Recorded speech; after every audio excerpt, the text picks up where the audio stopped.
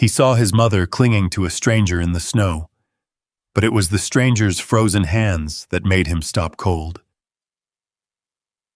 At 5:30 in the morning, snow blanketed a quiet, wealthy neighborhood.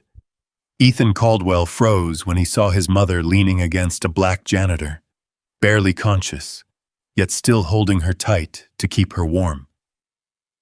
No one knew what had happened through the night, only that if that man had let go, she wouldn't be alive. At exactly 5:30 a.m., the world felt frozen in place. Snow had swallowed the quiet streets of Greenwich, Connecticut, covering every manicured hedge, every polished driveway, every iron gate with a thick, untouched blanket of white. The kind of silence that only comes before sunrise, heavy, almost sacred, hung in the air, broken only by the low hum of a luxury engine gliding down the road. Ethan Caldwell tightened his grip on the steering wheel as his black Mercedes rolled toward the gates of his estate. His eyes were tired, his jaw tense, his mind still halfway across the country. He had cut his trip short, walked out of a multi-million-dollar deal in San Francisco without explanation, because of a feeling he couldn't shake. Something wasn't right. The gates slid open with a soft mechanical whisper, responding to the signal from his car. Usually that sound gave him comfort, control, security. But not today. Today, the moment the gates opened, a strange unease crawled up his spine. The driveway stretched ahead, lined with bare trees dusted in snow. The house loomed at the end, massive, elegant, and dark. No lights inside except the porch lamps that flickered softly against the falling snow. Ethan slowed the car, his eyes scanning the property. Then he saw them. At first, it didn't make sense. Two figures, barely visible in the pale glow of the porch lights, slumped near the stone column by the front entrance. His foot slammed on the brake. The car skidded slightly on the icy surface before coming to a stop. For a moment, he didn't move. His mind refused to process what his eyes were telling him. Then the shape shifted, and his heart dropped. "Mom?" The word barely left his lips before he threw the car into park and yanked the door open. Cold air hit him like a wall, sharp and biting, but he didn't feel it. He was already running, his expensive shoes slipping slightly against the icy driveway. "Mom!" His voice tore through the stillness. As he got closer, the image sharpened, and what he saw made something inside him crack.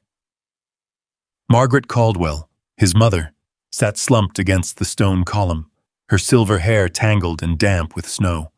She was wearing nothing but a thin cotton nightgown, the pale blue fabric clinging to her fragile frame. Her feet were bare, pressed against the frozen marble, but she wasn't alone. Wrapped around her, almost shielding her from the cold, was a man. A young black man, thin to the point of looking hollow, dressed in a worn-out janitor's uniform.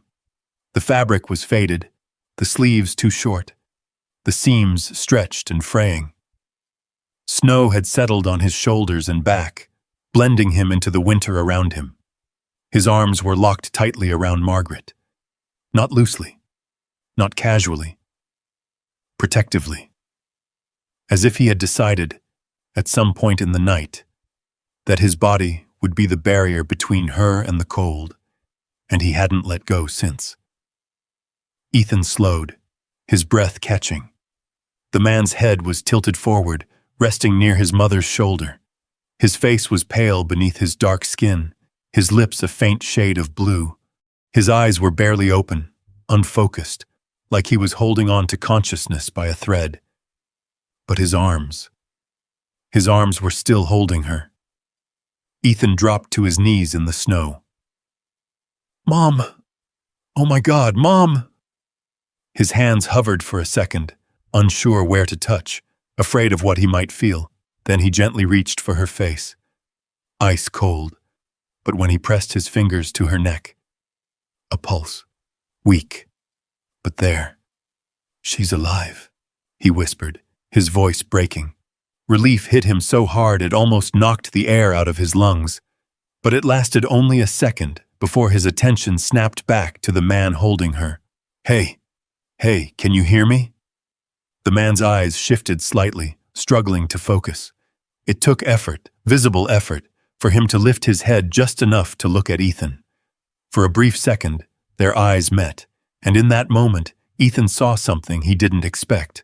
Not fear, not anger, just exhaustion and quiet determination.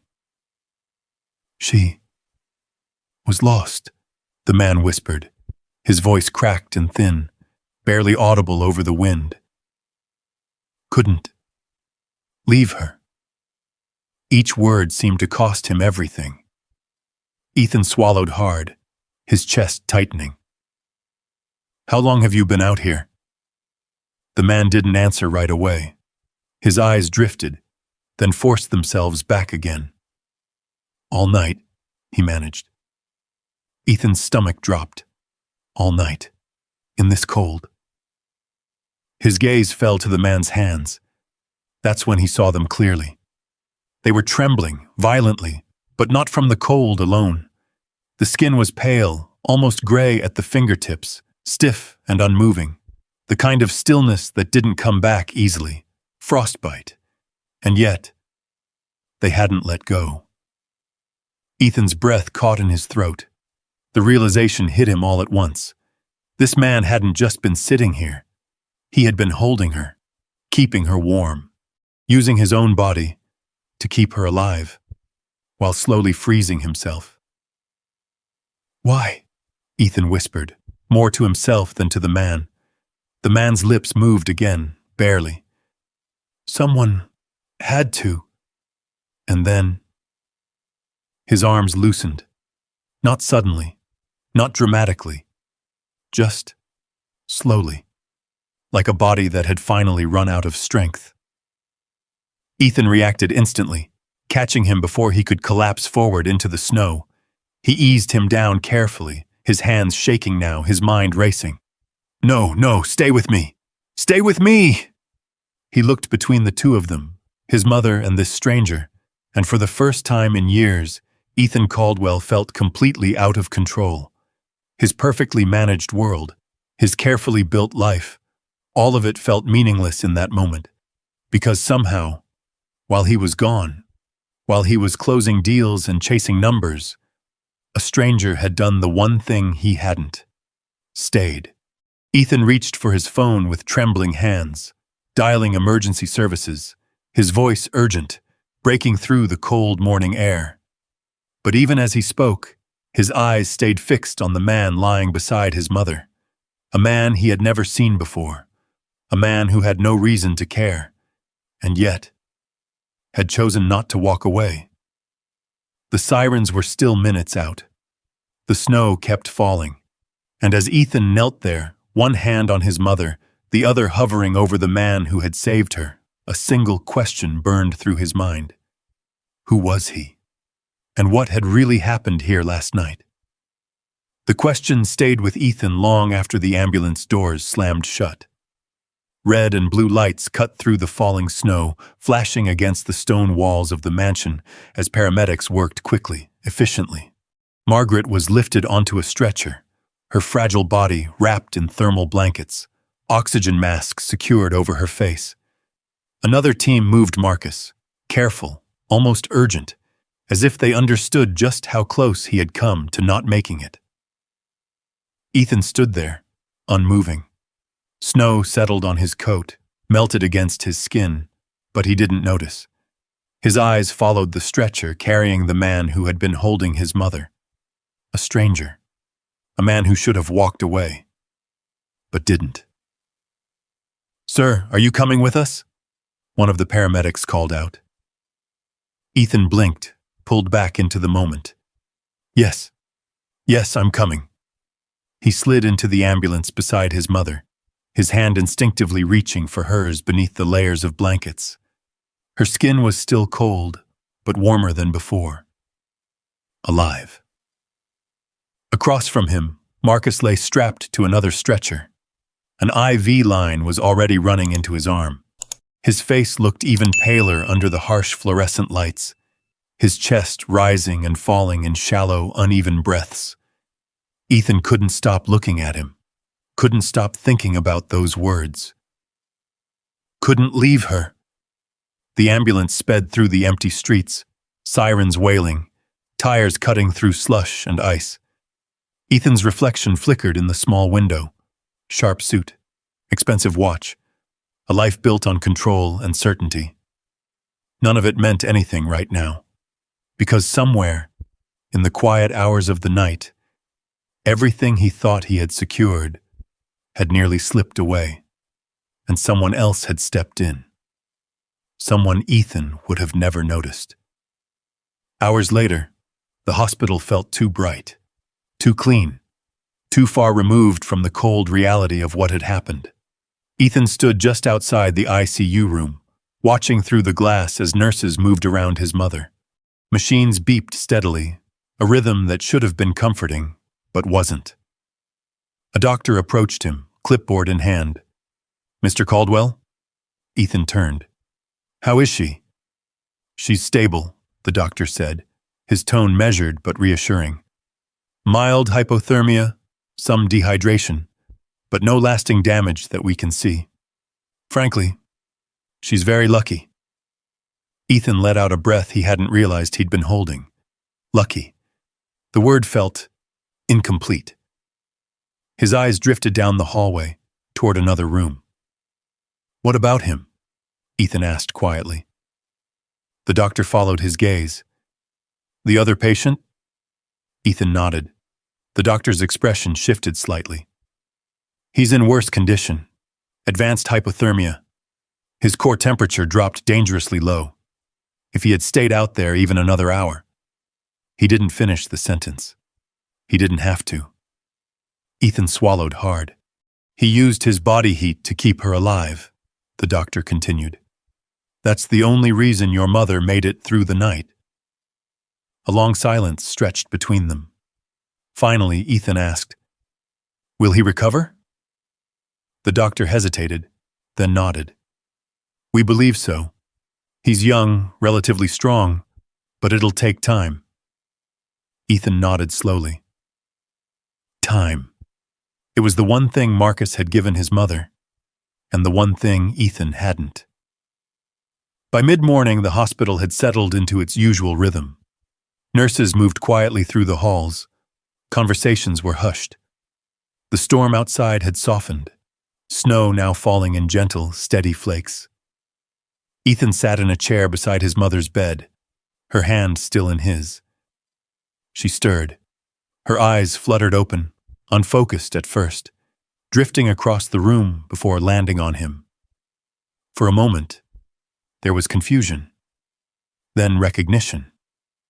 "Ethan?" she whispered. His chest tightened. "I'm here, Mom." She frowned slightly, her brow creasing. Where am I?" "You're at the hospital," he said gently. "You had a rough night." Her eyes moved again, searching. "Richard?" she murmured, using his father's name. Ethan closed his eyes briefly. "No, Mom. It's me. Ethan." She looked at him again, longer this time, and then, slowly, she nodded. "Oh, Ethan." A faint smile touched her lips. "You came home." "I did," he said softly. She reached for his hand, her grip weak but certain. "There was a man," she said, her voice barely above a whisper. He stayed with me." Ethan leaned closer. "Do you remember him?" Her gaze drifted, as if chasing something just out of reach. "He was cold," she said. "So cold. But he kept telling me everything would be all right." Ethan felt something twist inside him. "Do you know his name?" She shook her head slowly. "No. But he was kind. Very kind." Her eyes filled with a faint, distant sadness. "He reminded me of someone." "Who?" She smiled faintly. Someone who doesn't walk away. Ethan couldn't speak, because he knew that wasn't him. Down the hall, behind a different set of doors, Marcus Reed lay in a quiet room. Machines hummed softly around him. Warm blankets covered his body, but his hands remained wrapped in thick gauze, protecting the damage the cold had done. His face was still, his breathing slow, unaware of the world around him, unaware of the man standing just outside his door. Ethan stood there for a long moment, watching, taking in every detail. The worn uniform, now neatly folded on a chair. The scars along Marcus's hands, old ones, not from the cold. The exhaustion etched into his face, deeper than just one night. This wasn't a man who had simply made one good choice. This was a man who had lived through something that taught him to stay when others wouldn't. Ethan reached for the door handle, then stopped. A strange hesitation filled him, because for the first time in a very long time, he didn't know what to say. Later that afternoon, a nurse approached Ethan with a small plastic bag.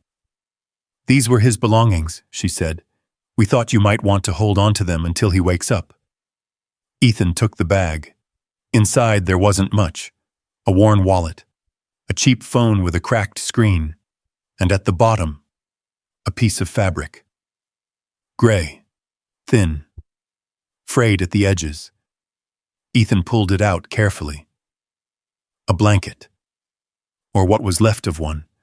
It was old, patched in places, clearly carried for years, not something anyone would hold on to unless it meant something. He turned it over in his hands, and for a moment, he imagined that night again. The cold, the snow, his mother lost and afraid, and this man, wrapping her in the only thing he had left, giving it up without hesitation. Ethan stared at the blanket, his grip tightening slightly. A quiet realization settled over him. This wasn't just kindness. This was sacrifice. Real sacrifice. The kind that didn't come with witnesses, didn't come with reward, didn't come with recognition. It just was.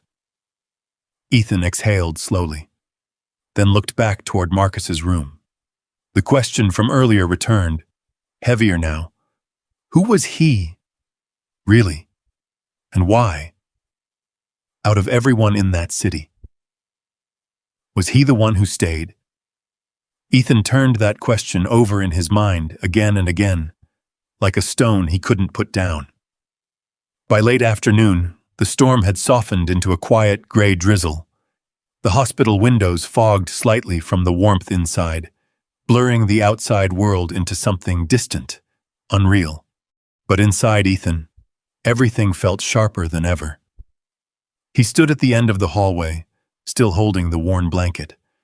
A nurse passed by, offering him a polite smile, but he barely noticed. His attention was fixed on the room at the far end. Marcus's room. He hadn't gone in yet. Not because he didn't want to, because he didn't know how. For most of his life, Ethan Caldwell had never struggled to find the right words. Boardrooms, negotiations, press conferences. He knew exactly what to say, exactly how to control a situation. But this was different. Because whatever he said, it wouldn't be enough. That evening, unable to sit still any longer, Ethan stepped outside the hospital. The cold air hit his face, grounding him. Cars moved slowly along the wet streets, headlights reflecting off the pavement. Life went on as it always did, but something had shifted. He pulled out his phone and made a call. "Daniel," he said when the line picked up, "I need you to find everything you can on someone. Name's Marcus Reed." A pause. "You want a background check?" "I want to know who he is," Ethan replied. "Where he works, where he lives, everything." Daniel didn't ask questions. He never did. "I'll get back to you," he said, and hung up. Ethan slipped the phone back into his pocket. For the first time, he wasn't trying to control a situation. He was trying to understand one. The answer came faster than expected. By the time Ethan returned to the hospital room, his phone buzzed. He stepped into the hallway and opened the file Daniel had sent. A short profile. Too short. Marcus Reed, age 32. Employment, janitorial staff, night shift, Midtown office building. No stable address listed. Ethan frowned. No stable address? He scrolled further. There it was. Temporary housing. Bronx. Low-income boarding facility. Several missed rent notices. A note about previous legal trouble. Nothing violent, no convictions, but a record of detainment. Ethan's jaw tightened. Detainment. He tapped the line, reading the attached summary. 3 years ago, wrong place, wrong time. A man collapsed on the sidewalk. Marcus had tried to help. When police arrived, witnesses assumed he was robbing the man. He had been handcuffed, held for hours, released only when the victim regained consciousness and confirmed the truth. No charges filed. But the record remained. Ethan lowered the phone slowly. So that's why. He thought back to the doctor's words, to Marcus's hesitation, to the fact that he hadn't called for help. Not because he didn't care, because he had learned what happened when he did.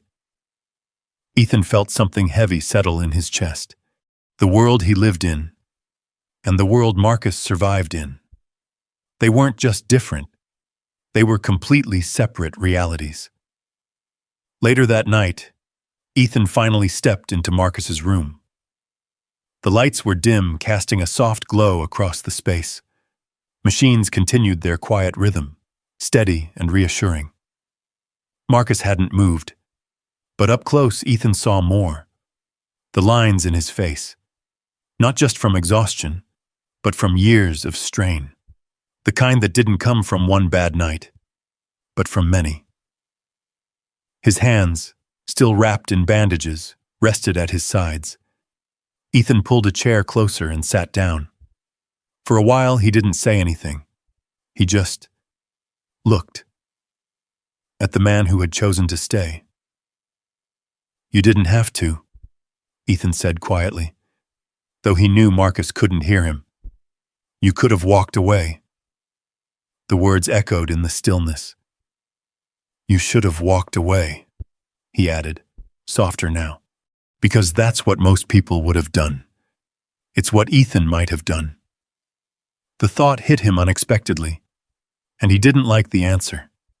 He leaned back in the chair, exhaling slowly. I built a life making sure nothing like that could happen, he murmured. Security systems, staff, protocols. His eyes flicked toward the window, where the faint outline of snow still clung to the ledges. And still, she ended up out there. Alone, cold, forgotten. Until someone who had nothing gave everything. Ethan looked back at Marcus. I wasn't there, he said, the truth cutting deeper than he expected. But you were. The silence that followed wasn't empty. It was heavy, honest. And for the first time in a long time, Ethan Caldwell didn't try to escape it. Around midnight, Marcus stirred. It was subtle at first, a slight movement of his head, a shift in his breathing. Ethan straightened in his chair. Hey, he said quietly. Can you hear me? Marcus's brow furrowed slightly. His eyes opened, just barely, adjusting to the light. For a moment there was confusion, then awareness, and immediately, tension. His gaze darted around the room, landing on the IV, the machines, the unfamiliar surroundings. Then it found Ethan, and something changed. His body stiffened as much as it could. Where? Marcus's voice was hoarse, barely there. You're in the hospital, Ethan said, keeping his tone calm. You're safe. Marcus didn't look convinced. His eyes flicked toward the door, toward the hallway, looking for something or someone. "Police?" he asked, the word tight, guarded. Ethan hesitated for half a second. "They were here earlier," he said truthfully. "Just to understand what happened. They left." Marcus's jaw tightened. He tried to sit up, wincing immediately as pain shot through his body. "Easy," Ethan said, instinctively stepping forward. "You're not in any condition to move." Marcus ignored him, forcing himself up just enough to scan the room again. "Your mom," he said, his voice strained. "She okay?" Ethan paused. Out of everything Marcus could have asked, that was his first question. "She's alive," Ethan said. "Because of you." Marcus closed his eyes briefly, relief washing over his face in a quiet, almost invisible way. "Good," he whispered. Just one word. But it carried everything. Ethan watched him carefully. "You stayed out there all night," he said. "Why?" Marcus didn't answer right away. When he opened his eyes again, they were steady, tired, but steady. "Because she needed someone," he said simply.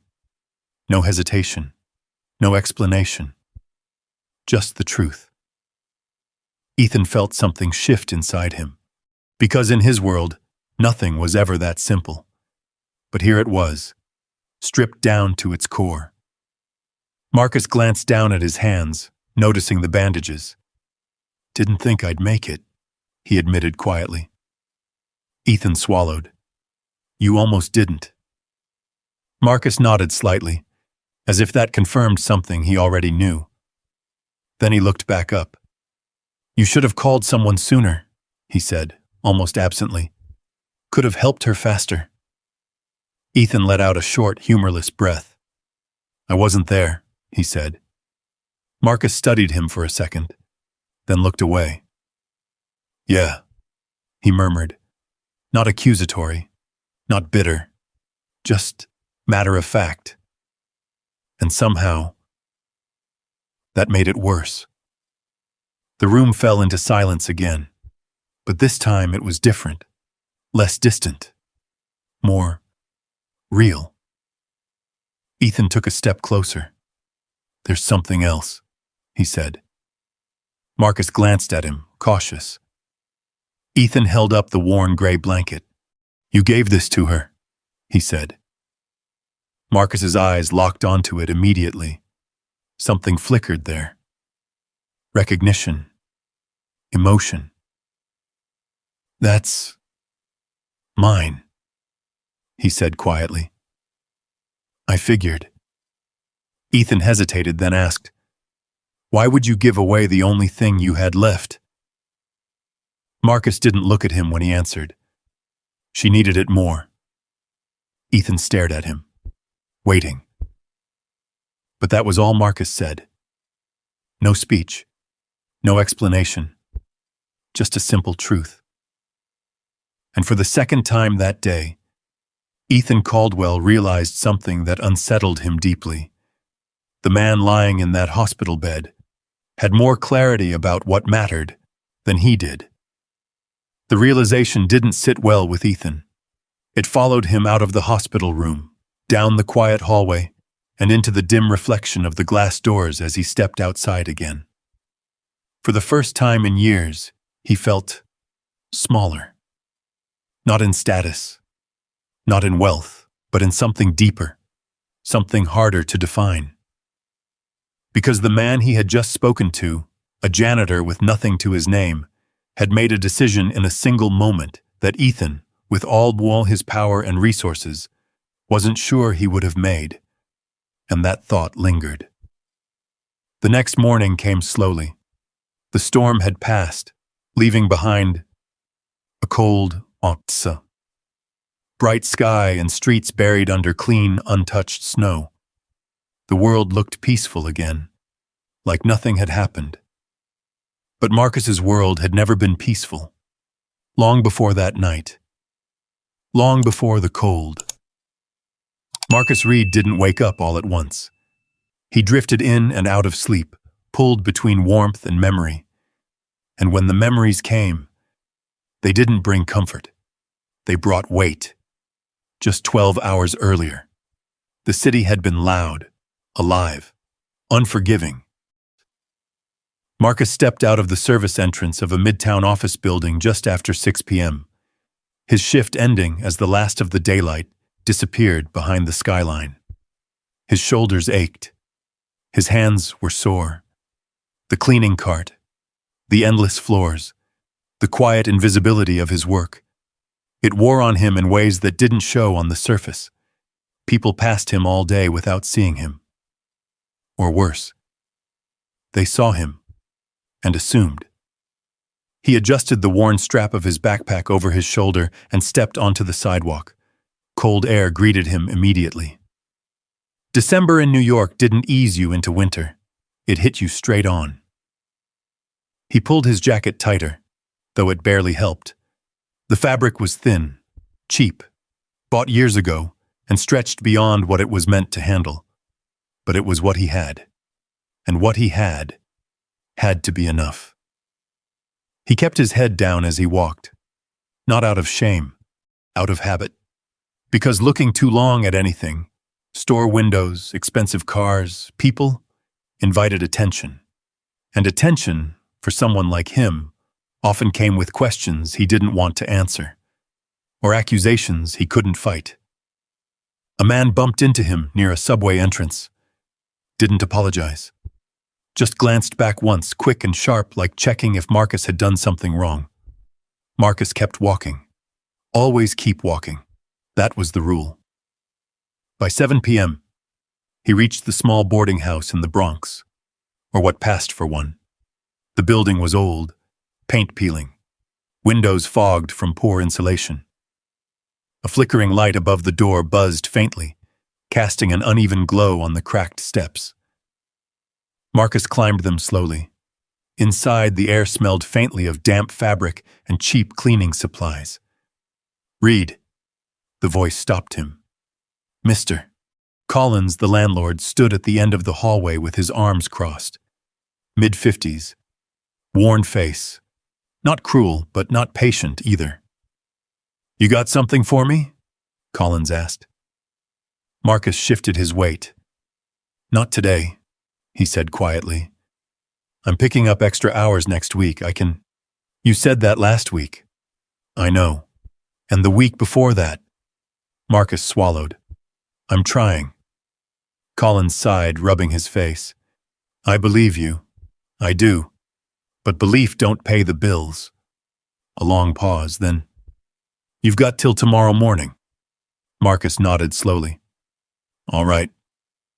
No argument, no anger, just acceptance, because arguing wouldn't change anything. Back in his room, Marcus sat on the edge of his bed, if you could call it that. A thin mattress, a single blanket, a small window that barely kept the cold out. He pulled his backpack onto his lap and unzipped it. Inside, 3 shirts, 1 pair of jeans, a toothbrush, and at the very bottom, carefully wrapped, the blanket. Gray, thin, frayed at the edges, but clean. Always clean.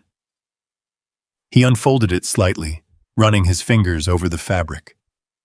For a moment, the tension in his shoulders eased. It wasn't just a blanket. It was memory. It was warmth that didn't come from heat. His mother's voice echoed faintly in his mind, soft and steady. "You can lose everything, Marcus, but don't lose who you are." He had held on to that, through everything, even when it would have been easier not to. By 8 p.m., he was back outside. He couldn't afford to stay in the room. Didn't want to sit there thinking about the morning, about the deadline, about what came next. So he walked.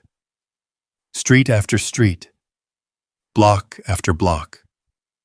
The city slowly changed around him, from crowded to quiet, from bright to distant, and eventually, he found himself somewhere he didn't belong. The houses were bigger here, the streets cleaner, the silence heavier. Marcus noticed it immediately. The absence of noise, no subway rumble, no shouting, no sirens, just the soft crunch of snow under his shoes. He shouldn't have been here. He knew that. Places like this, they noticed people like him, and not in a good way. He kept moving, head down, hands in pockets, just passing through. That's when he heard it. Faint at first, easy to ignore. A sound that didn't belong. A voice. Fragile. Confused. Crying. Marcus stopped. Just for a second. His instincts kicked in immediately. Keep walking. Don't get involved. Not your problem. He had learned that lesson the hard way. Too many times. The memory hit him again. Hands behind his back. Cold metal cuffs. Voices accusing. Eyes judging. All because he had stopped to help. His jaw tightened. He started walking again. Faster this time. But the sound followed him. Soft. Desperate. Lost. Marcus slowed. Then stopped. Closed his eyes for a moment. Exhaled. He didn't want to turn around. Didn't want to risk it. Didn't want to go through that again. But the voice, it wasn't loud. It wasn't dramatic. It was something worse. It was alone. Marcus turned. The alley between the two mansions was dimly lit, shadows stretching long across the snow. And there, he saw her, an elderly woman, thin, fragile, dressed in nothing but a light nightgown, her feet bare, her arms wrapped around herself as if that could somehow keep the cold out. She was trembling, not just from the cold, from confusion, from fear. She looked up as Marcus stepped closer. Her eyes were unfocused, searching for something she couldn't find. I have to get home, she whispered. Marcus's chest tightened. He knew that look. He had seen it before. His grandmother years ago. The same lost expression. The same slipping sense of reality. What's your name? He asked gently. She hesitated. Then, Margaret, she said. The name meant nothing to him, but the way she said it, like she was holding on to it with the last of her strength, that meant everything. Marcus glanced around. Empty streets, dark windows, no one else in sight, no one coming, no one noticing. He knew what he should do, call for help, step back, let someone else handle it. But he also knew what might happen if he did. If they found him here, with her, alone, in a place he didn't belong. He looked back at her, at the way her body shook, at the way she tried and failed to steady herself. Then he made a decision, the kind that didn't come with guarantees, or safety, or reward, the kind that only came with risk. All right, he said softly. I'm not going anywhere. And just like that, everything changed. The moment Marcus said the words, he felt it. That quiet shift, the line he had just crossed. There was no stepping back now. Margaret's eyes softened slightly, as if something in his voice had reached through the confusion. She looked at him like she was trying to place him in a memory that didn't exist. You came back, she whispered. Marcus hesitated. I didn't go anywhere, he said gently. The lie didn't matter. What mattered was that she stopped shaking long enough to breathe. He glanced down the empty street again. Still nothing. No cars. No movement behind the tall gates. No one looking out from the large glowing windows. This part of the city, it protected itself from the outside world. And right now, Makoso, they were outside. Marcus took a slow breath, steadying himself. "Let's get you somewhere warmer," he said. Margaret nodded faintly, though it wasn't clear if she understood. She reached for his arm, her fingers cold, shockingly cold, through the thin fabric of his sleeve. Marcus felt it immediately. The kind of cold that wasn't just surface deep, the kind that stayed. He tightened his jaw. They needed to move. They walked slowly, painfully slowly. Margaret leaned heavily against him, her steps uneven, uncertain. Every few feet she would pause, looking around like the world had shifted again. "William will be worried," she murmured at one point. Marcus said nothing. He didn't know who William was, but he understood the feeling behind the words. Someone she believed was waiting. Someone she couldn't find. He adjusted his grip, guiding her forward. "You're gonna be okay," he said quietly. "We'll figure this out." He wasn't sure if he was reassuring her or himself. 10 minutes passed, then 15. The cold deepened, the kind that crept into your bones, slow and relentless. Marcus's fingers began to stiffen inside his gloves, thin, worn-out gloves that barely held together at the seams. Margaret stumbled. Her knees buckled slightly, and Marcus caught her just in time. "Easy," he said quickly. "I'm so tired," she whispered, her voice barely there. Marcus looked around again. Still nothing. No open doors, no people, no help. Just towering houses behind locked gates and silent security systems. For a brief moment, frustration flickered through him. Not anger, just a quiet, tired question. How could there be so much, and no one see this? He pushed the thought away. There was no time for that. Margaret's body trembled against his, and this time, it was worse. Not just shivering, her movements were slower, her responses delayed. Marcus knew enough to recognize what that meant. They were running out of time. He spotted it then. A recessed alcove built into the stone wall of a large estate, sheltered from the wind, partially hidden from the street. Not warm, but less exposed.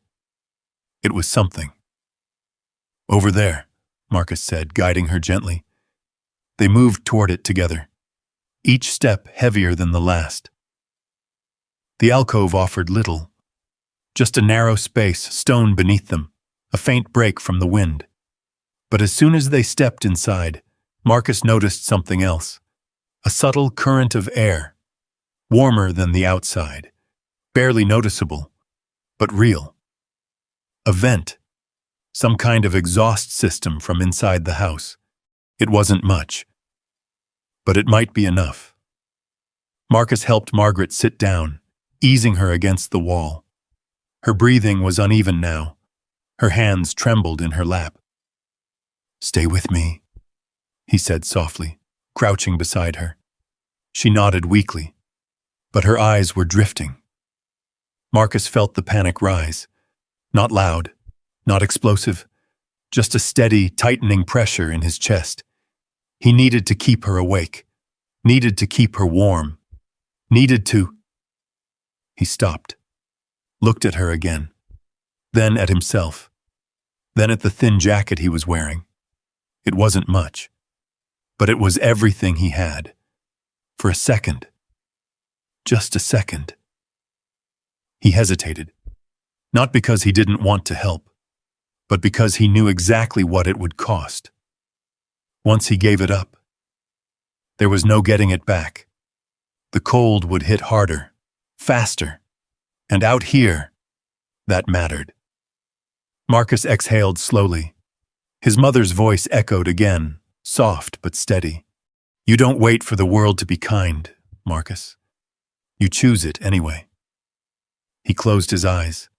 Then, without another thought, he shrugged off his jacket. Margaret blinked as he draped it over her shoulders. You'll be cold, she said faintly. Marcus forced a small smile. I've had worse, he said. It wasn't entirely true, but it didn't matter. He pulled the jacket tighter around her, tucking it in as best he could. Her shaking slowed slightly, just slightly, but enough. Marcus sat down beside her, close enough that their shoulders touched. He could feel the cold immediately. It wrapped around him like something alive. Sharp, unforgiving. But he stayed. Minutes passed, then more. Time stretched in strange ways when you were trying not to feel. Margaret spoke occasionally. Fragments, pieces of a life Marcus couldn't see. My husband used to, she began once, then stopped. I need to get home, she said another time, more urgently. Marcus responded each time, gently, patiently. Yeah, he said. We'll get you home. Even if he had no idea how. Eventually, the cold settled deeper. Marcus's jaw tightened as his body reacted. His hands began to ache, then numb. He knew what that meant. Knew what was coming. He had seen it before. Felt it before. But never like this. Never this fast. He pulled his backpack closer, his fingers clumsy now. There was one more thing. One thing he hadn't planned to use. He unzipped the bag slowly, reached inside, and pulled it out. The blanket.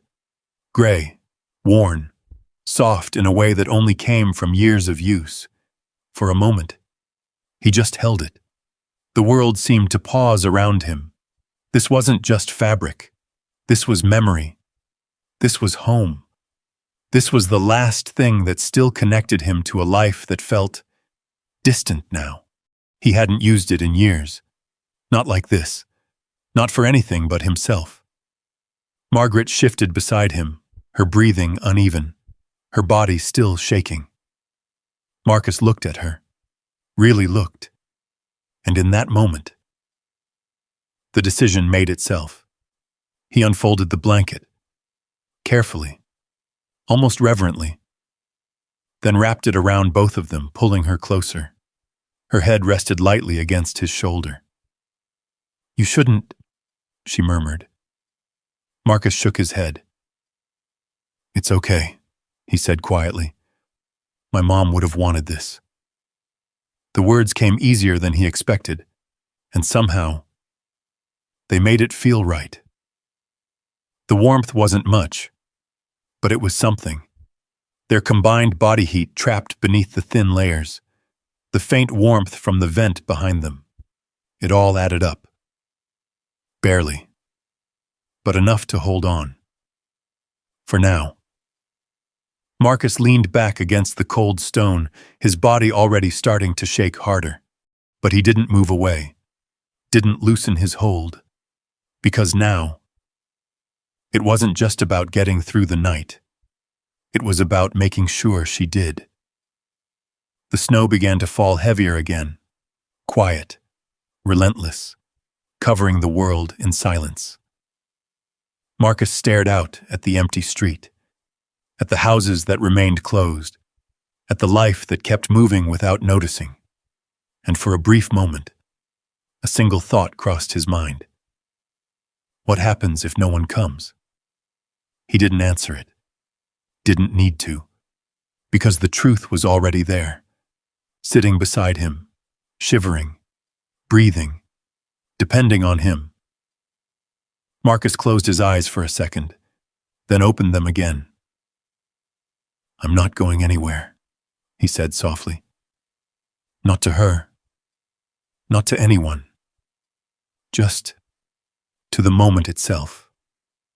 And as the cold pressed in, inch by inch, he held on. At first, it was manageable, The kind of cold that made your skin sting, your breath sharper, your muscles tighten. The kind you could push through if you kept moving, kept thinking, kept your mind anchored somewhere else. But this wasn't that kind of cold. This was deeper, slower, patient. Marcus felt it settle into him like something alive, creeping past the surface and into places he couldn't reach. His fingers were the first to go. The ache had been sharp at the beginning, burning, almost unbearable, but now it dulled into something worse. Nothing. He flexed them slightly under the blanket, or at least he tried to. They barely responded. He swallowed, his throat dry despite the cold air. Stay awake. That was the rule. He had read it somewhere, heard it once from a guy who'd spent nights on the street longer than Marcus had. Don't fall asleep. Not out here. Not like this. Marcus shifted slightly, adjusting his position so Margaret leaned more securely against him. Her breathing was still there, faint, uneven, but there. He focused on that, on the rise and fall of her chest, on the small warmth she still held. Because if she was breathing, there was still time. Tell me something, he said softly. His voice sounded strange in his own ears, slower, thicker. Margaret stirred slightly. What? She murmured. About your son, Marcus said.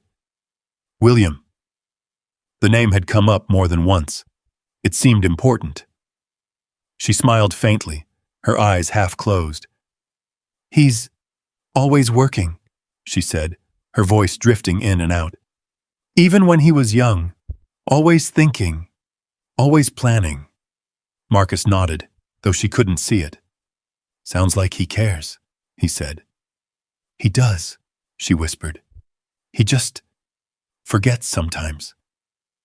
Marcus looked down at her, at the fragile way she leaned against him, at how small she felt under the layers. And for a moment, he wondered what kind of life she had, what kind of home she came from.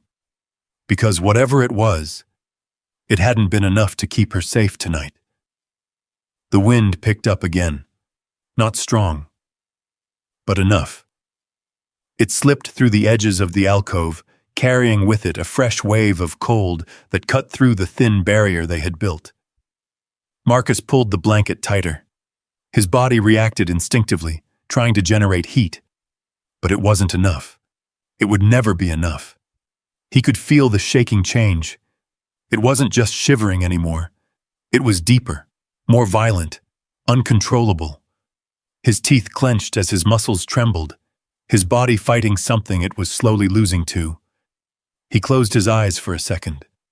Just a second. And when he opened them again, the world felt different, slower, quieter. The edges of things blurred slightly. No, stay awake. Marcus inhaled sharply, forcing himself to focus. Hey, he said, his voice barely steady. Stay with me, all right? Margaret didn't respond right away. Her head had shifted slightly against his shoulder. Margaret? A pause, then. I'm here, she whispered. Relief flickered through him. Small, fragile, but real. Good, he said. That's good. Time lost its shape. Minutes stretched, hours collapsed. Marcus stopped checking, stopped trying to measure it, because it didn't matter. The only thing that mattered was they were still here. At some point, the pain faded, not because things got better, but because his body stopped reacting the way it should. Marcus knew what that meant, even through the haze creeping into his thoughts. He knew. This was the dangerous part, the part where it got easier, the part where you felt warm. He blinked slowly, trying to fight it, trying to stay anchored. But the exhaustion was heavy now. So heavy. It pressed down on him, making every movement feel unnecessary, making every thought feel distant. "You should go," Margaret said suddenly. Her voice was clearer this time, stronger.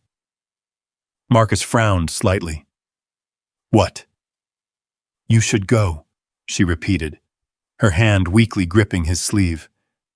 "You're cold. You're going to die out here." Marcus let out a soft breath. "No," he said simply. She shook her head, more urgently now. Yes, you should. I'll be all right. Someone will come, they always do." Marcus didn't answer immediately. He just looked at her, at the way she said it, like she believed it, like she needed to believe it. Then he shook his head. "Not leaving you," he said. "Why?" she asked, her voice breaking slightly. "You don't even know me." Marcus leaned his head back against the stone wall. The cold seeped through instantly. But he didn't move. He thought about the question, really thought about it. Why? There were a lot of answers he could have given, a lot of reasons, but none of them felt right. So he said the simplest one. "Because you're here," he said. Margaret stared at him, her eyes searching his face. "That's it?" she whispered. Marcus nodded slowly. "That's enough." Silence settled between them again. But it wasn't empty. It was steady, like something had been decided, something that didn't need to be said twice. The snow grew heavier, thicker flakes now, falling faster, covering the ground in soft layers that erased everything beneath them. Marcus could feel it collecting on his shoulders, on his hair, on the blanket.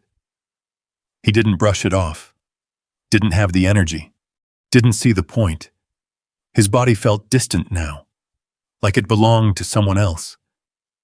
His hands. He couldn't feel them anymore. His feet. The same. Only his chest still carried sensation, a faint, lingering warmth where Margaret leaned against him. That was the only thing tethering him to the moment. His thoughts drifted, not in a straight line, not in a way that made sense, just fragments. His mother's voice, a kitchen filled with light, laughter that didn't feel so far away. "You always look out for people, Marcus." He had smiled back then, didn't know what it would cost, didn't know how hard it would be to keep that promise when the world didn't return it.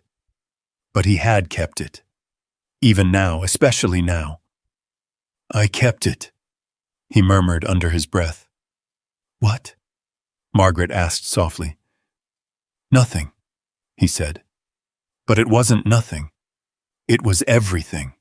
Sometime later, Marcus wasn't sure when. Margaret shifted again. Her hand found his, or where his hand should have been. Her fingers curled weakly around the bandaged glove. "Are you still there?" she asked. Her voice sounded smaller now, afraid. Marcus forced his eyes open. They felt heavy, like they wanted to stay closed, but he pushed through it. "Still here," he said. "Don't leave me," she whispered.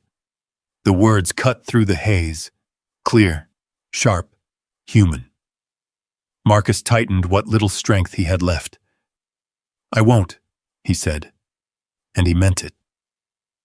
By the time the night reached its deepest point, Marcus was barely aware of anything. His thoughts came slower, his breathing shallower. The cold had stopped feeling like an enemy. It just was. And that was the most dangerous part. Because now, it didn't feel like something to fight. It felt like something to accept. Marcus's head tilted slightly, resting against Margaret's. His eyes drifted closed. Just for a second. Just to rest. Just to... No. He forced them open again. But the effort was weaker this time. His vision blurred. The world dimmed. And somewhere, far away, he thought he heard something. A sound. Distant. Faint. Like a car. Or maybe nothing at all. Marcus couldn't tell, because the line between what was real and what wasn't was starting to fade. The cold no longer felt like an enemy. It didn't bite anymore, didn't sting, didn't demand attention. It simply existed. Quiet, surrounding, absolute. Marcus's breathing slowed, each inhale shallow, each exhale barely visible in the frozen air. The world around him softened at the edges, like a photograph left too long in the sun. The weight in his limbs was gone. So was the pain, and that, somewhere deep inside him, triggered a faint alarm. But it was distant now, hard to reach, harder to care about. Margaret's head rested lightly against his shoulder, her breath faint but steady. That rhythm, soft, fragile, was the last thread holding him in place. He focused on it, clung to it, because if he let that go, there would be nothing left to hold on to. "Marcus?" The voice came softly, so softly he almost missed it. He blinked, slow and heavy, trying to pull himself back. "What?" he murmured. Margaret shifted slightly. Her voice sounded clearer now, stronger than it had been in hours. "You're freezing," she said. Marcus let out a weak breath. "Yeah," he said, almost smiling. "Little bit." Her hand moved again, brushing against his arm, as if she were checking something that didn't make sense to her. "You're not shaking anymore," she said. Marcus didn't answer, because he knew what that meant, and he didn't want to say it out loud. Margaret's fingers tightened slightly. "You have to stay awake," she whispered. The words were strange coming from her. For most of the night, it had been him saying them, repeating them, holding on to them like a rule. But now, it was her, and somehow that made it harder. Marcus tried to nod, tried to respond, but the movement barely happened. "I'm here," he said instead. The words felt distant, like they belonged to someone else. Margaret leaned her head closer. "You can't fall asleep," she said, her voice trembling now, not from confusion, but from fear. "Please, don't fall asleep." Marcus closed his eyes for a second, just a second, but when he opened them again, the world had shifted further away. His thoughts came slower now, not in full sentences, just pieces, fragments. His mother's face, a kitchen filled with warm light, the sound of laughter that didn't belong to this place. "You stay kind, no matter what." He had promised. He remembered that clearly, even now, even here. "I did, Mom," he whispered under his breath. Margaret stirred. "What did you say?" Marcus shook his head slightly. "Nothing," he murmured. But it wasn't nothing. It was everything. The snow continued to fall, thicker now, quieter. It settled over them gently, like the world was trying to cover the moment, to soften it, to erase it, before anyone else could see. Marcus didn't brush it away, didn't notice it landing on his shoulders, his hair, his face de coiffure.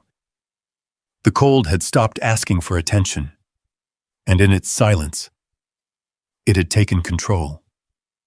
Margaret's voice broke through again. "Marcus, are you still there?" Her words were sharper this time, urgent, afraid. Marcus forced his eyes open. They resisted, heavy, sticky, like they belonged to someone else. "Still here," he said, But even as he spoke, he felt the truth slipping. Time lost meaning completely. There was no before, no after. Just this moment, stretched thin, fragile. Marcus's head dipped slightly, his chin brushing against his chest. He caught himself once, twice, but the third time, he didn't. Somewhere far away, a sound, faint, distant. At first, it didn't register. Just another piece of the fading world. But then, it came again, a low hum, growing, closer. Marcus's mind tried to grasp it, tried to understand. Car, headlights, movement. But the connection didn't fully form. Not anymore. Margaret heard it too. Her head lifted slightly. Her eyes widened, searching through the falling snow. "There," she whispered. Her voice carried a flicker of hope. Something real, something immediate. "Marcus, someone's coming." She turned toward him, but Marcus didn't respond. His body had gone still, too still. "Marcus?" she said again, louder this time. Her hand reached for his face. Cold, too cold. "Marcus!" The word broke through the silence, fragile but desperate. She shook him slightly. Nothing. No response. No movement. Only the faint rise and fall of his chest. Barely there. Margaret's breath caught. Fear, real, sharp fear, cut through the fog in her mind. "Please," she whispered. "You said you wouldn't leave." Her voice trembled, not with confusion, not this time, with something deeper, something clear. "Please don't leave me." The sound grew louder, closer now. Headlights cutting through the snow, sweeping across the front of the mansion, illuminating the alcove in brief flashes of white and gold. Margaret turned toward the light, her eyes squinting, her mind reaching for something she couldn't fully name. A memory, a connection, a name. "William," she whispered. The car came to a sudden stop. The engine cut. A door slammed. Footsteps. Fast, urgent, breaking through the stillness of the morning.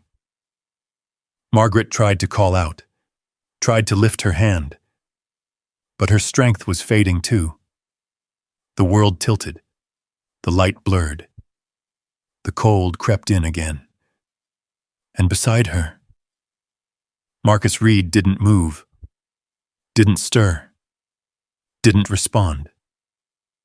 His body remained where it had been all night, curved around hers, protective, unyielding, as if even now, even at the edge of everything, he refused to let go.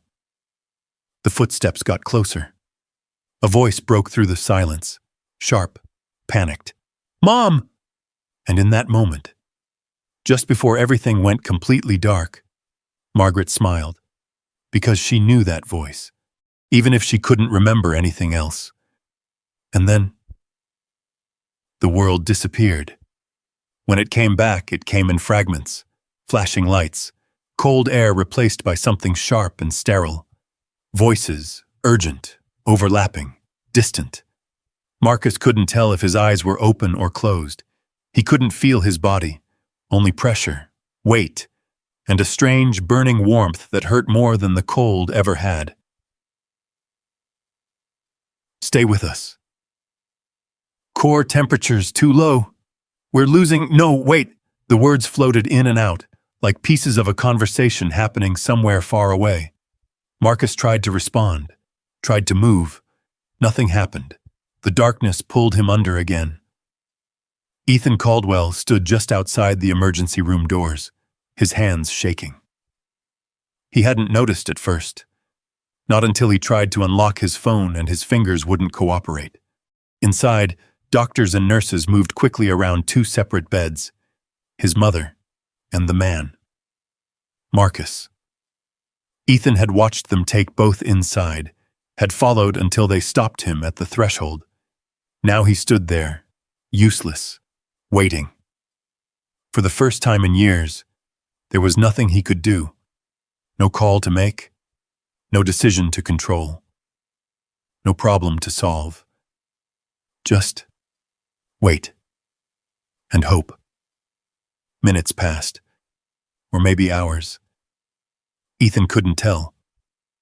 The hallway clock ticked steadily, but time felt distorted, stretched thin by fear and guilt and something else he didn't want to name. A doctor finally stepped out. Ethan was on his feet instantly. "How is she?" The doctor met his eyes. "Your mother is stable," he said. "We got to her in time." Relief hit Ethan so suddenly he had to grab the wall beside him to stay upright. "She's going to be okay?" "Yes." Ethan exhaled, long and shaky. "Thank God." But the doctor didn't leave. He hesitated, and that was enough to bring Ethan back. "What about him?" Ethan asked quietly. The doctor's expression shifted. "He's critical," he said. "Severe hypothermia. His body temperature dropped dangerously low. He's lucky he's alive." Lucky. The word felt wrong. There was nothing lucky about what Ethan had seen out there. "He used his own body heat to keep your mother alive," the doctor continued. "Without that, she wouldn't have made it." Ethan's chest tightened. "I need to know," he said. "Is he going to make it?" The doctor paused, then nodded slightly. "We're doing everything we can." It wasn't a guarantee, but it was something. Ethan nodded slowly. "Thank you." The doctor gave a brief nod and walked away, leaving Ethan alone with the weight of it. Hours later, the hospital quieted. The rush had faded. The urgency softened, but the silence that replaced it felt heavier. Ethan sat beside his mother's bed, watching the steady rhythm of the monitor. Beep, beep, beep. Each sound a reminder. She was here. She was alive. Because someone else had chosen to stay. Ethan looked down at his hands, still trembling. He clenched them slightly, trying to steady himself. It didn't work. A soft knock came at the door. Ethan looked up. 2 officers stood there. 1 man, 1 woman. Both calm, professional. "Mr. Caldwell?" the woman asked. Ethan stood slowly. "Yes." "I'm Detective Harris. This is Officer Lewis. We just need to ask a few questions about what happened this morning." Ethan nodded. "Of course." They stepped inside, their presence quiet but deliberate. "Do you know the man who was with your mother?" Harris asked. Ethan shook his head. "No." "Have you seen him before?" "No." Harris made a small note. "And your mother, does she have any history of wandering?" Ethan hesitated. The truth sat heavy on his tongue. "Yes," he said finally. "She has Alzheimer's. It's gotten worse over the last few years." Harris nodded. "And the security on your property?" Ethan's jaw tightened. "There was an issue with the side gate," he admitted. "The lock malfunctioned." "And it hadn't been fixed?" Ethan didn't answer right away, because the answer was simple. No, it hadn't. "I was going to take care of it," he said quietly. Harris looked at him for a moment, not judgmental, not accusing, just aware. "Understood," she said. A pause, then, "The man who found her," Harris continued. "He didn't call for help." Ethan's gaze lifted. "I know." "Any idea why?" Ethan thought about Marcus's eyes.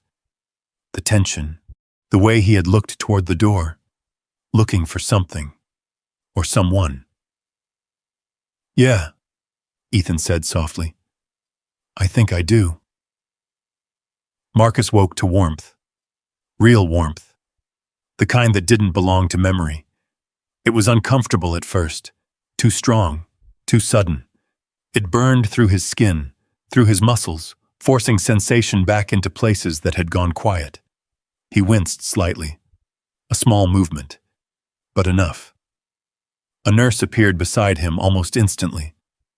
"Hey," she said gently. "Welcome back." Marcus blinked slowly. The light was too bright. The room unfamiliar. Hospital. The realization came slowly. "What?" His voice cracked. "What happened?" "You were found outside," the nurse said. "You had hypothermia. Pretty severe." Marcus's eyes moved slightly, searching. "Her," he said, forcing the word out. "The woman," the nurse smiled softly. "She's okay. Because of you." Marcus closed his eyes briefly. Relief washed over him. Quiet. Deep. "That's good," he whispered. The door opened behind the nurse.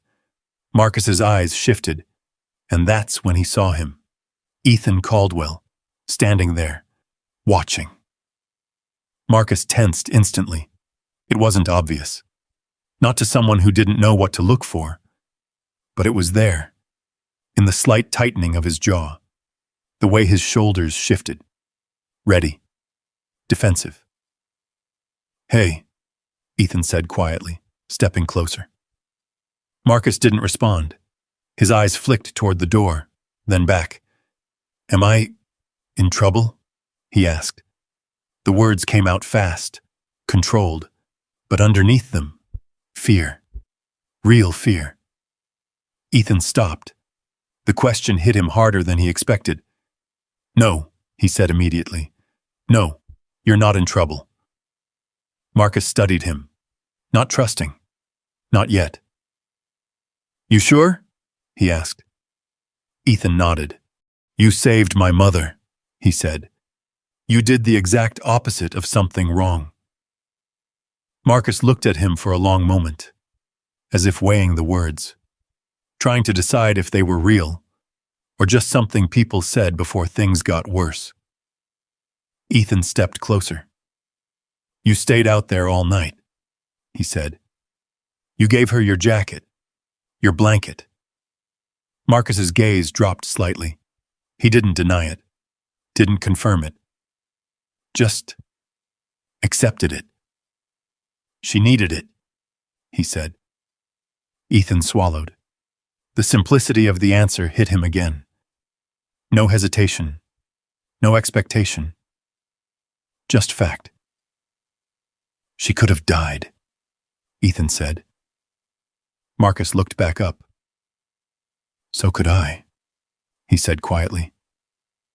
Not angry, not bitter, just honest. The words hung in the air, heavy, unavoidable.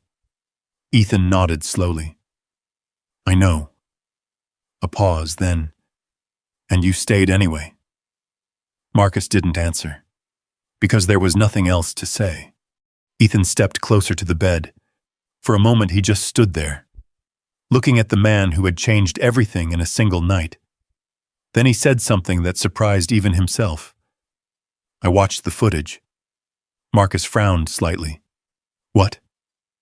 "The security cameras," Ethan explained. "I saw everything." Marcus's expression shifted, just slightly. "You gave her your jacket," Ethan continued. "You wrapped her in that blanket. You kept her talking. You didn't leave." His voice lowered. "You were dying, and you still didn't let go."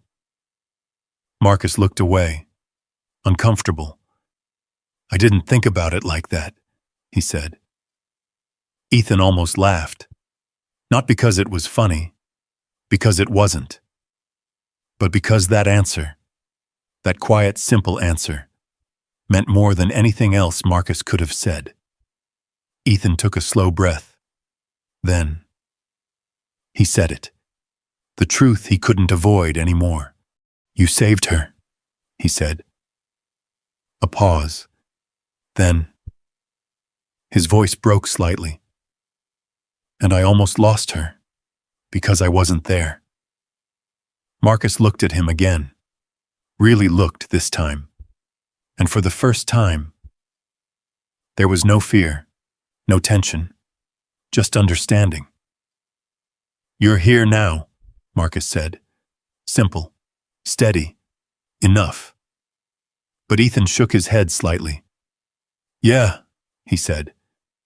"But you were there when it mattered." And that was something he couldn't change.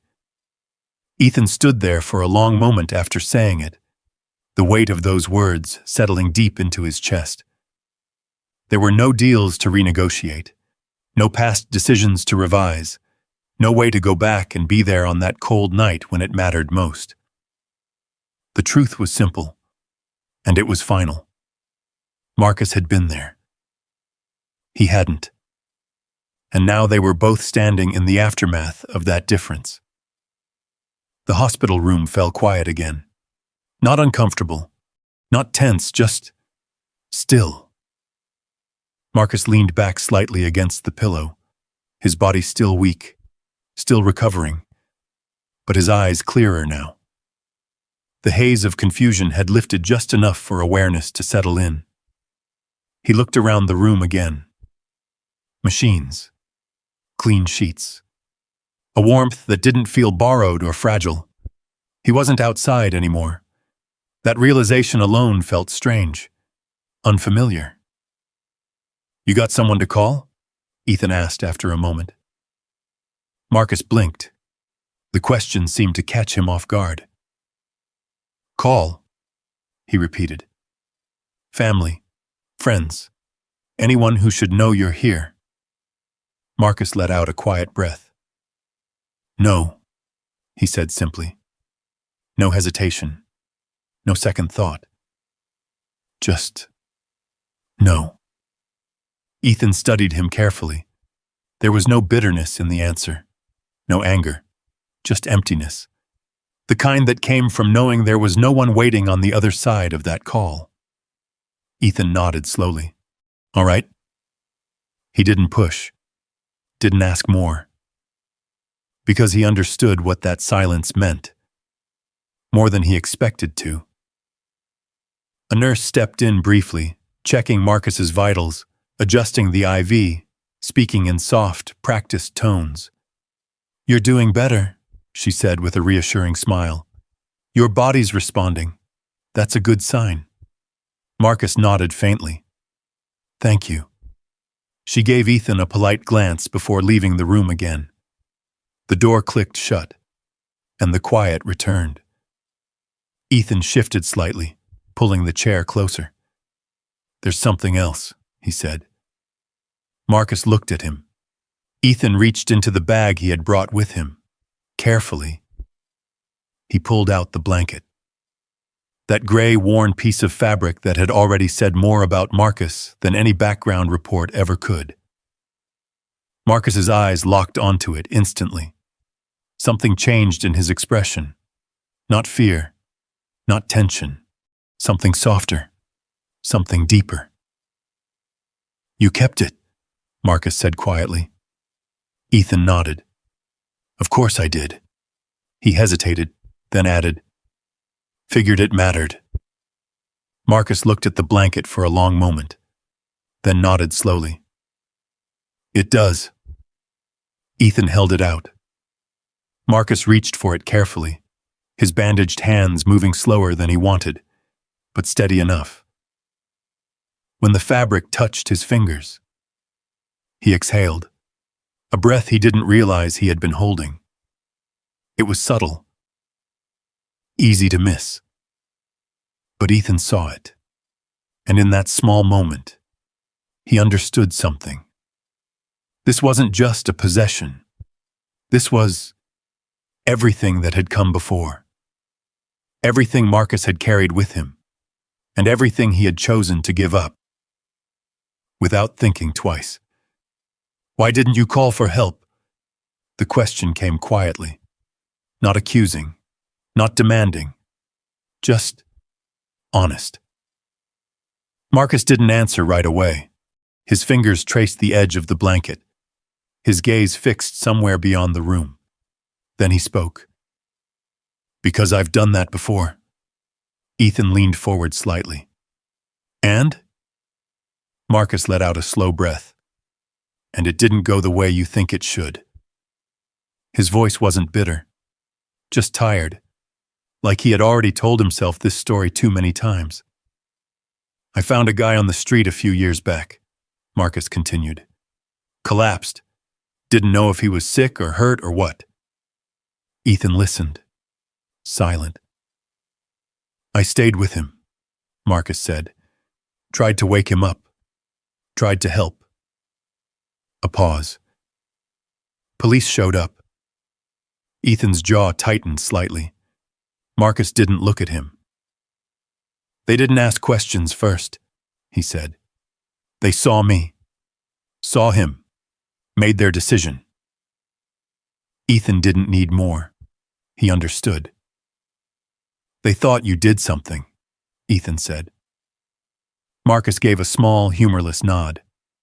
"Yeah." Another pause. "They put me in cuffs before the guy even woke up." Ethan looked down briefly. The image formed in his mind without effort. Clear, sharp, wrong. "They let me go after," Marcus added, when he told them what happened. "But the damage was already done." Marcus shrugged slightly. "Doesn't really go away," he said. The room fell silent again, but this silence was different, heavier, because now Ethan understood, not just what Marcus had done, but what it had cost him to do it. "So, when I saw your mom," Marcus continued quietly, "I thought about it." Ethan looked up. Marcus met his eyes. "I thought about walking away." The words landed hard, because they were real, because they were honest. "And you didn't," Ethan said. Marcus shook his head slightly. "No." "Why?" Marcus looked back down at the blanket, then back up again. "Because she needed someone," he said. The same answer, the same simplicity. But now, it meant more. Because Ethan knew what had stood in the way, and what Marcus had chosen anyway. Ethan leaned back in his chair slowly, letting it settle, all of it.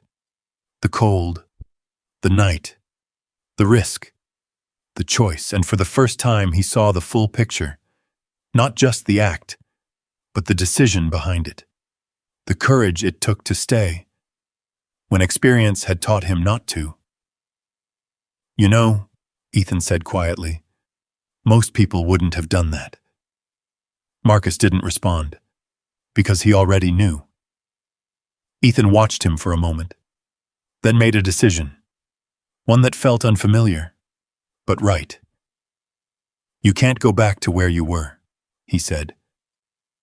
Marcus frowned slightly. "What?" "Your place," Ethan clarified. "The boarding house. You said you were behind on rent." Marcus's expression tightened. He hadn't expected that. "I'll figure something out," he said quickly. Automatic. Defensive. Ethan shook his head. "No," he said. Marcus looked at him carefully now. Suspicious. Uncertain.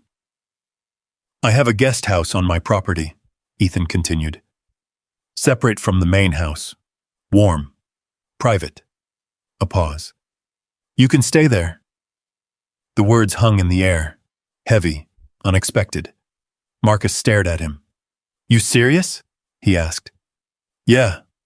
Marcus shook his head slightly. "No," he said. "I can't." "You can," Ethan interrupted. Marcus's jaw tightened. "I don't even know you." Ethan nodded. "That's true." a beat. But I know what you did. Marcus looked away. That wasn't enough. It couldn't be enough. Not in his world. You don't owe me anything, Marcus said. Ethan exhaled slowly. I'm not doing this because I owe you, he said. Marcus looked back at him. Then why? Ethan hesitated. Because the answer mattered, and he didn't want to get it wrong. Finally, he said it. Because you showed me something, he said. Marcus frowned slightly. What? Ethan met his eyes. What it looks like. When someone actually shows up. Silence. Marcus didn't respond. But something shifted. Just slightly. Outside, the snow had stopped. The world was quiet again. But inside that hospital room, something had changed. Not completely. Not all at once, but enough. Because for the first time, Marcus Reed wasn't being looked at like a problem, or a risk, or someone to avoid. He was being seen. And for someone who had spent years invisible, that mattered more than anything. But being seen wasn't the same as belonging. 3 days later, Marcus stood at the edge of Ethan Caldwell's property, unsure if he should take another step forward. The iron gates loomed above him, tall, polished, silent. They had opened automatically when Ethan's car approached, but now, standing there on foot, Marcus felt the weight of them, like a line drawn between two worlds. He shifted slightly, adjusting the borrowed coat the hospital had given him. It was warmer than anything he owned, heavier too, but it didn't feel like his. Nothing here did. Ethan's car idled beside him. You coming? Ethan asked, glancing over. Marcus hesitated. For a brief second, everything in him said turn around. Leave. This wasn't his place. People like him didn't just walk into places like this and stay. But then, he remembered the cold, the empty streets, the silence that came with having nowhere to go. Marcus exhaled slowly. Yeah, he said, and stepped forward.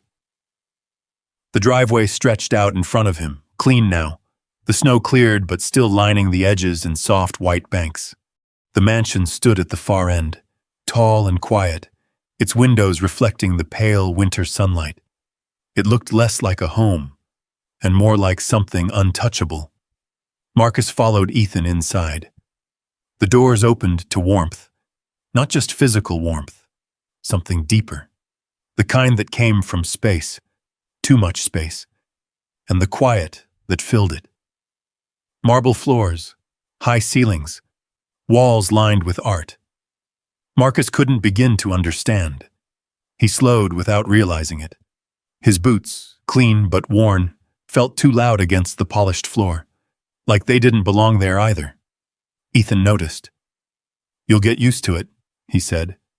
Marcus gave a small nod, but inside, he knew he wouldn't. Mr. Caldwell, a woman's voice called from down the hall. A housekeeper, mid-50s, composed, her posture straight, but her eyes observant. She stopped when she saw Marcus, just for a second, but Marcus caught it. That flicker. Not hostility, not exactly, but something close to uncertainty. This is Marcus, Ethan said simply. The woman nodded politely. Welcome, she said. Her tone was professional, measured, not warm, but not cold either. Marcus nodded back. Thank you. The exchange lasted only seconds, but it was enough. Enough to remind Marcus he was still outside the world this house belonged to, just closer to it now. Ethan led him toward the back of the property, through a side hallway, past rooms Marcus didn't look into, didn't want to, because looking too closely made it real, made the distance between his life and this one harder to ignore. They stepped outside again briefly, crossing a stone path that led to a smaller building behind the main house. The guest house. It wasn't small. Not really. Just smaller compared to everything else. Ethan opened the door. "Here," he said. Marcus stepped inside and stopped. It was quiet, clean, simple, but in a way that felt intentional. A bed, a couch, a small kitchen, warm lighting, no marble floors, no towering ceilings, just space, human space. Marcus let out a breath he hadn't realized he was holding. "This is yours," Ethan said. Marcus shook his head immediately. "No, I can't." "Yes, you can," Ethan interrupted, calm but firm. Marcus looked at him. "You don't even know me," he said again. The same words, but this time they carried more weight. Because now, he was standing inside something real, something that could disappear just as quickly as it had appeared. Ethan didn't look away. "I know enough," he said. Marcus hesitated, because part of him wanted to believe that, wanted to accept it. But the other part, the louder part, reminded him how things usually worked, how quickly kindness could turn into distance, how easily people changed their minds. "I won't be a problem," Marcus said quietly. The words slipped out before he could stop them. Automatic, defensive. Ethan frowned slightly. "You're not a problem," he said. Marcus didn't respond, because he had heard that before, and it hadn't lasted. That night, Marcus sat on the edge of the bed. He hadn't touched anything else. The blankets were still perfectly folded, the kitchen untouched, the space around him untouched, like he was afraid to leave a mark. His backpack sat beside him, the same one, the only thing that was actually his. He reached inside slowly, pulled out the gray blanket, unfolded it carefully, and placed it on the bed. For a moment, the room didn't feel so unfamiliar. Outside, the main house was quiet. Too quiet. Ethan stood by the window in his study, looking out toward the guest house. The lights were on. Marcus was inside, safe, warm, alive.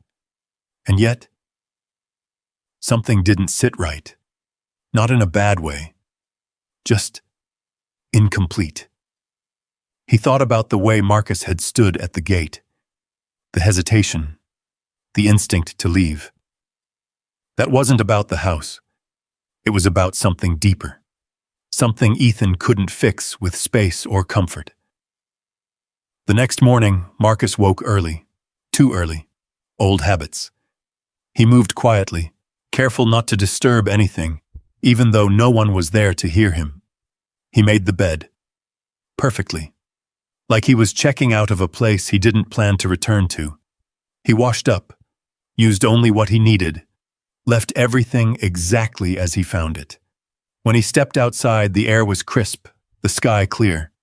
The main house stood in the distance, unreachable, even from here. Marcus leaned against the doorway for a moment, looking out, thinking. This wasn't his world, and no matter how kind Ethan was, that wouldn't change. Not really. Inside the main house, Ethan watched from the window again. He saw Marcus step outside, saw the way he stood there. Not relaxed, not settled, just present, like someone waiting for something to end. Ethan exhaled slowly, because he understood now. Giving someone a place to stay wasn't the same as giving them a place to belong. And the question that lingered, the one he couldn't ignore, wasn't whether Marcus would stay. It was, what would it take for him to believe he could? The answer didn't come all at once. It came in small moments, quiet ones. the kind that most people would overlook. Ethan started showing up earlier. At first, Marcus noticed it without thinking much of it. The sound of the front door opening before sunset, the low murmur of conversation in the main house, footsteps that didn't belong to staff or routine, just presence, real presence. One evening, Marcus was sitting outside the guest house, hands wrapped around a cup of coffee he hadn't touched, when Ethan walked across the yard toward him. No phone in his hand, no rush in his step, just walking. "You always sit out here?" Ethan asked. Marcus shrugged slightly. "Feels easier," he said. Ethan nodded. He didn't ask what that meant, because he understood. Inside felt too big, too quiet, too unfamiliar. Out here, at least, there was air, distance, a way to leave if needed. "You ever think about what's next?" Ethan asked after a moment. Marcus let out a slow breath. "Next?" "Yeah." Marcus stared out at the edge of the property, the trees beyond it, the road he had walked before. "I usually just think about getting through the day," he said. Ethan leaned slightly against the railing. "Fair." A pause, then. "What if you didn't have to do that anymore?" Marcus frowned. "What do you mean?" "I mean," Ethan said carefully, "what if you had something to build toward?" Marcus let out a quiet, almost amused breath. "People like me don't really get that," he said. The words weren't angry. They were matter of fact. Learned. Ethan didn't argue right away. He just stood there. Then he said, "Maybe that's the problem." Marcus glanced at him. "What is?" "That too many people decided that for you before you ever had a say." Silence. Marcus looked away again. Because that hit somewhere deeper than he wanted to admit. A few days later, Ethan handed him a folder. Marcus looked at it, hesitant. "What's this?" "Your paperwork," Ethan said. Marcus blinked. "My what?" Ethan opened the folder, flipping through the pages. Birth certificate recovery request, Social Security application, ID documentation. Marcus stared at him. "You did this?" Ethan nodded. "I started it," he said. "You'll have to finish it." Marcus didn't take the folder, didn't move. For a long moment, he just looked at it like it wasn't real. "Why?" he asked quietly. Ethan met his eyes. "Because you deserve to exist on paper as much as you do in real life." Marcus swallowed, hard, because for years, that had been the invisible barrier. No documents, no identity, no way forward, just survival. "You don't even know if I can do anything with that," Marcus said. Ethan gave a small shrug. "Then we figure it out." Marcus shook his head slightly. "You make it sound easy." "It's not," Ethan said, "but it's possible." The next shift came slower, more subtle, but just as important. Marcus started leaving the guest house. Not far, not at first, just walking the property, then helping where he could. Small things, fixing a loose hinge, clearing snow from the walkway. Things no one asked him to do. Things he didn't have to do, but did anyway. Ethan noticed. Didn't comment on it. Just noticed. One afternoon, Ethan found him in the garage adjusting a broken shelf.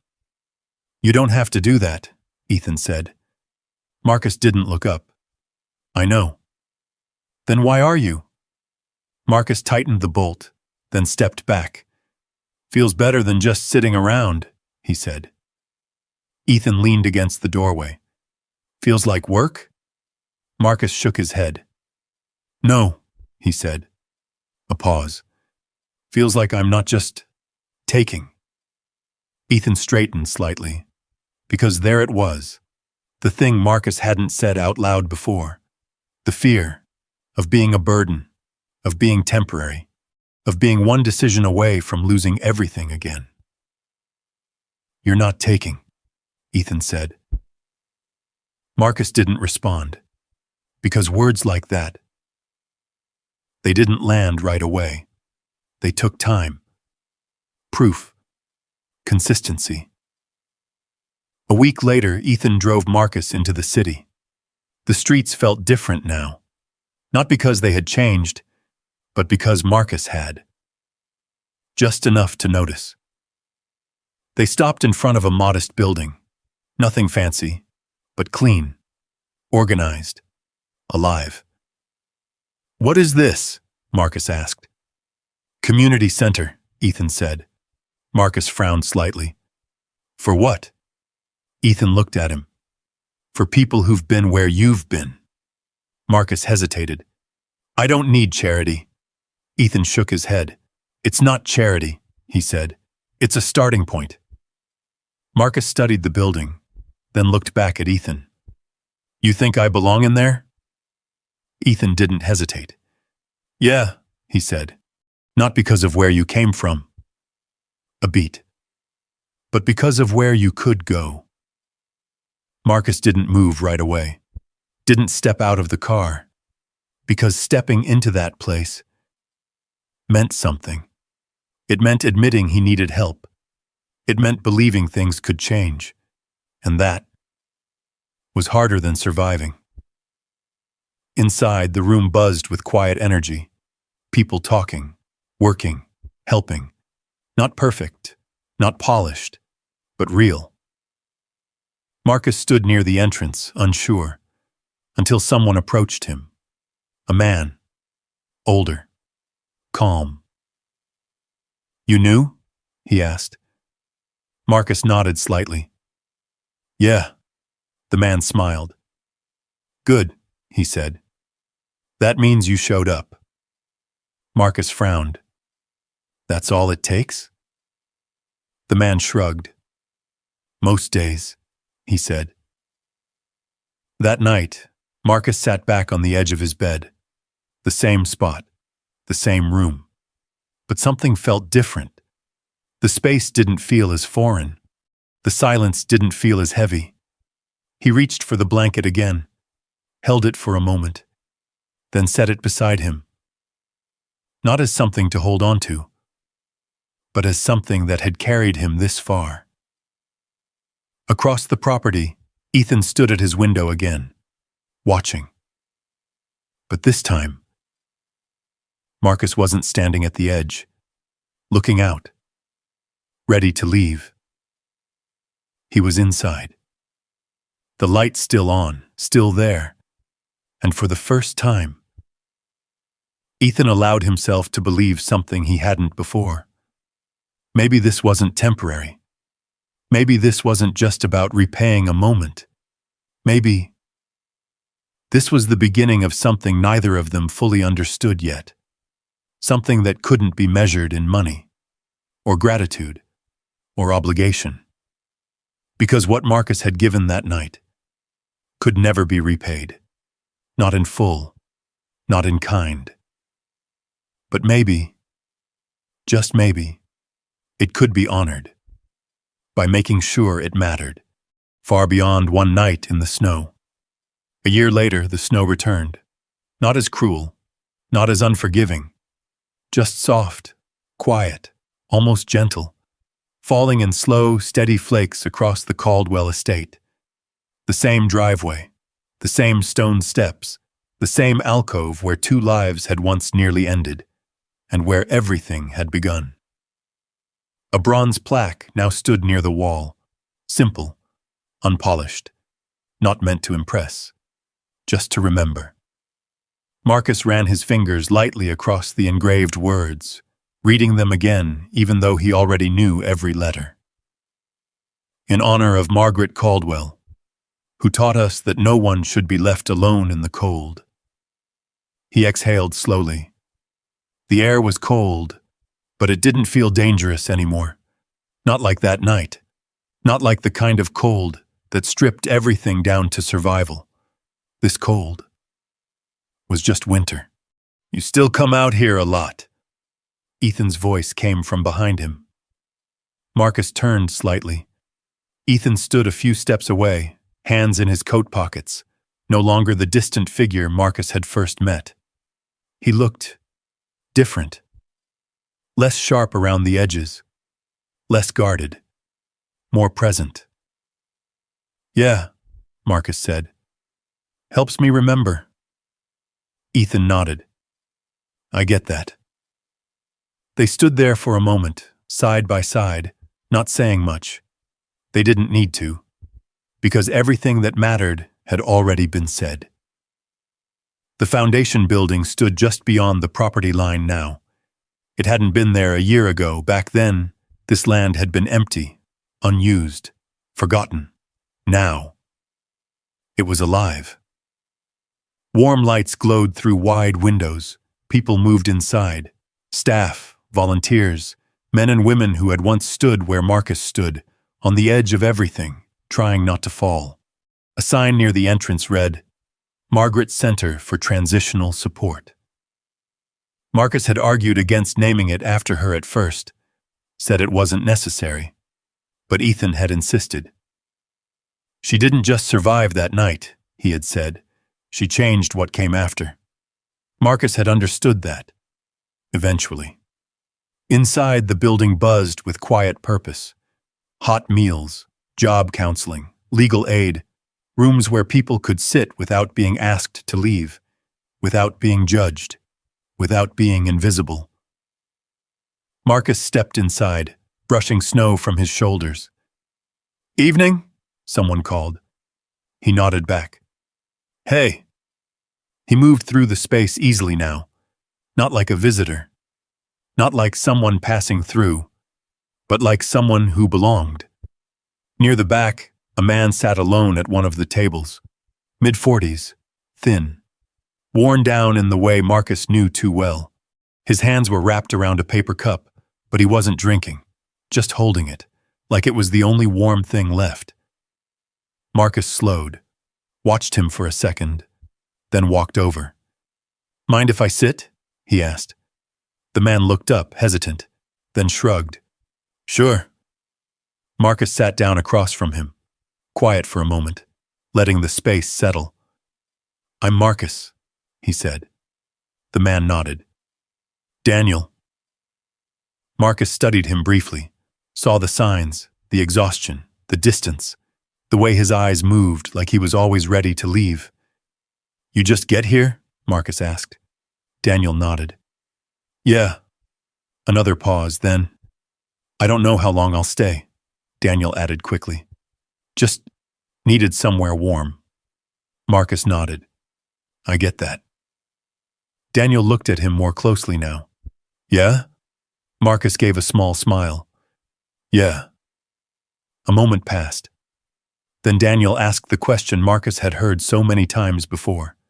Why do you care? Marcus leaned back slightly. Not surprised. Not offended.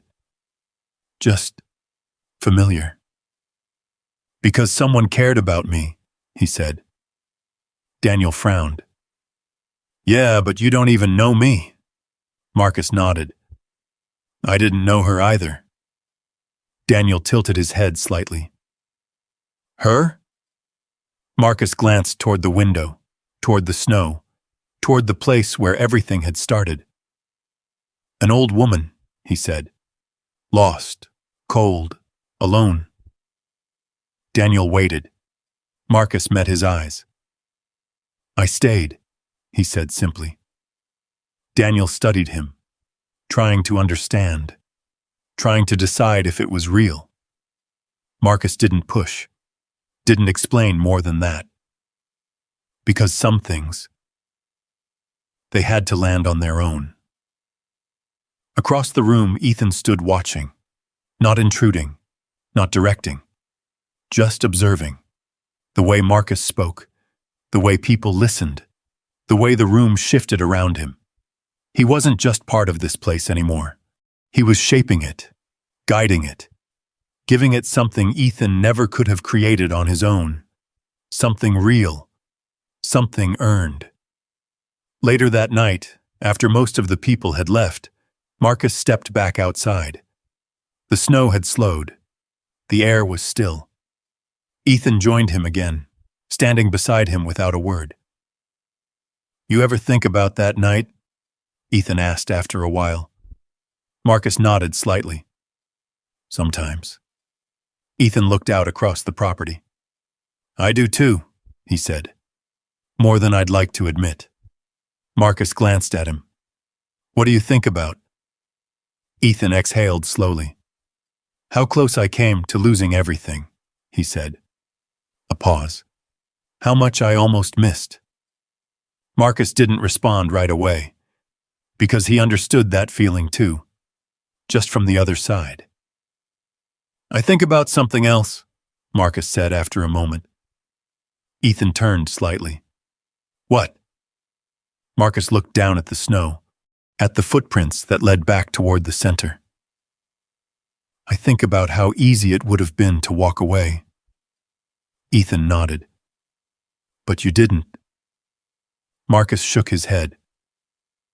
"No." A small breath. "I don't know why it turned out the way it did," he added. "I didn't know it would lead to all this." Ethan smiled faintly. "That's the thing about it," he said. "You never do." They stood there in silence again, but it wasn't heavy anymore. It wasn't uncertain. It was settled. Marcus looked back at the building one more time. The lights. The people still inside. The quiet movement of lives being rebuilt. One step at a time.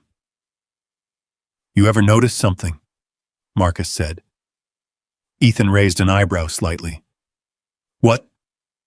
Marcus gestured toward the center. "It's not really about what we built," he said. Ethan frowned slightly. "What do you mean?" Marcus smiled faintly. "It's about what keeps getting passed on." Ethan followed his gaze, understanding slowly.